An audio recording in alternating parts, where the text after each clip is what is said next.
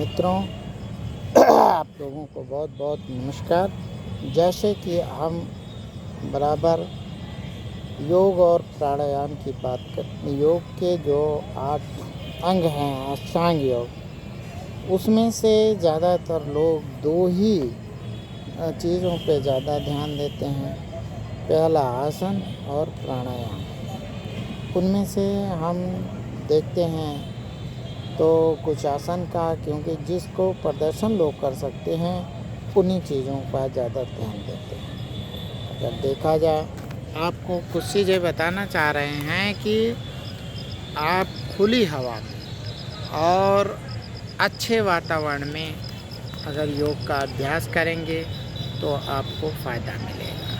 पेड़ पौधे हों, जहाँ देखिए पूरा पेड़ पौधा और इस तरह के रोशनी और पूरा वातावरण बना हो, ऐसी जगह खुली हवा में भी अच्छी तरह से मिलती है। और जब पेड़ पौधे के बीच में आप करेंगे तब जो है वह योग आपके लिए फलदायी होगा और इसका लाभ भी आपको अच्छी तरह से मिल सकता है।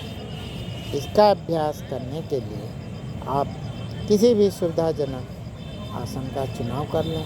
कुछ ना करें तो कम से कम 1-2 प्राणायाम का अभ्यास करें और उसका आप फ़ायदा उठाएं। आज हम बताना चाह रहे हैं प्लावनी प्राणायाम। प्लावनी प्राणायाम को करने के लिए आपको क्या करना है। जैसे प्लावनी नाम है, प्लावनी कहते हैं तैरने को।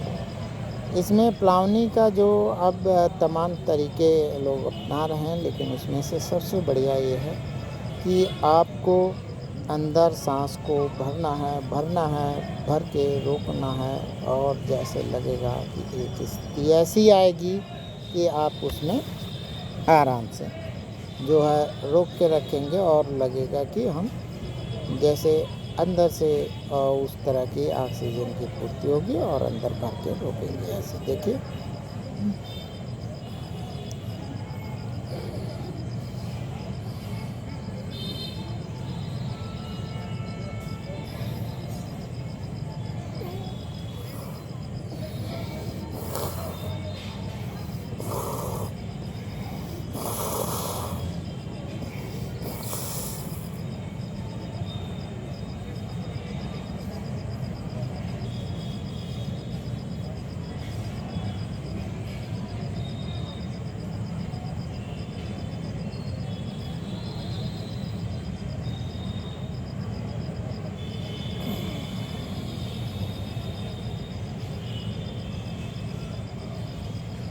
इस तरह का प्लावनी का अभ्यास अगर आप करते हैं तो आपके अंदर, शरीर के अंदर, फेफड़े के अंदर आपको जो है आराम से जो ऑक्सीजन है, ऑक्सीजन की मात्रा ठीक तरह से फेफड़े में मिलेगी और रक्त का शोधन होगा। और एक स्थितियाँ ऐसी आती है जब आप सांस रोके रहते हैं तो आपको जो है ऐसा लगेगा कि जैसे हम तैर रहे हों, तैरने जैसी स्थिति होती है।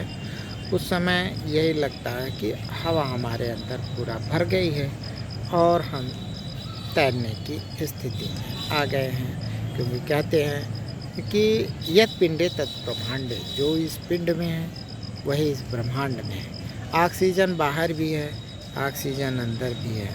हवा जो तत्व है ये बाहर भी है और भीतर भी है। इसका अभ्यास करने से हमारे मस्तिष्क में ठीक तरह से सुचारू रूप से ऑक्सीजन मिल जाती है और पूरा शरीर हल्केपन का महसूस करता है। क्योंकि जब कार्बन डाइऑक्साइड भारी होती है उससे शरीर भारी होता है, ऑक्सीजन हल्की होती है और जब कार्बन डाइऑक्साइड निकाल देते हैं, ऑक्सीजन शरीर को प्रोवाइड कराते हैं, तो फिर जो है इस तरह से उसमें लाभ मिलता है। हाँ, सावधानी बरतना ये है, जैसे बीपी बढ़ा हो, हार्ट के पेशेंट हों, दमा के रोगी हों, वो ज़्यादा देर तक ऐसे प्राणायाम का अभ्यास नहीं कर पाएंगे। अगर करेंगे तो उनके लिए नुकसानदेह साबित हो जाता है।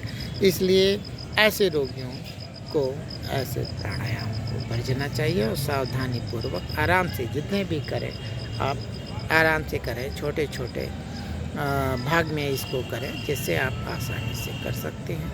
और जैसे मान लीजिए गर्दन आपको आगे की तरफ झुकाना है तो सर्वाइकल के पेशेंट हो उनको भी ऐसा अभ्यास नहीं करना, उनको नॉर्मल रूप से रोकना है और हवा को अंदर भरते जाना, फिर अपनी क्षमता अनुसार उसको छोड़ देना चाहिए। ठीक, आज इतना ही।